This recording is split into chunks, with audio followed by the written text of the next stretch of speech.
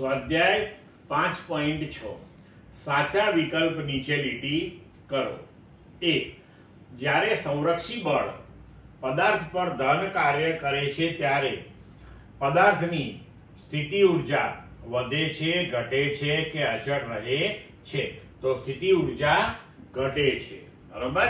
કારણ કે કાર્ય ધન થાય તો ગતિ ઉર્જા વધે. હવે બી, પદાર્થ વડે ઘર્ષણ વિરુદ્ધ થયેલું કાર્ય હંમેશા તેની ગતિ ઉર્જા અથવા સ્થિતિ ઉર્જાના ઘટાડામાં પરિણમે છે.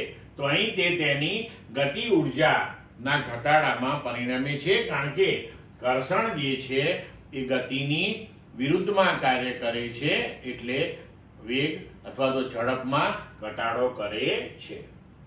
સી, વધુ કણ ધરાવતા તંત્રના કુલ વેગમાનમાં થતા ફેરફારનો દર બાહ્ય બળ અથવા તંત્ર પરના આંતરિક બળોના સરવાળાને સમપ્રમાણમાં હોય છે. તો વધુ કણ ધરાવતા તંત્રના કુલ વેગમાનમાં થતા ફેરફારનો દર બાહ્ય બળના સરવાળાને સમપ્રમાણમાં હોય છે.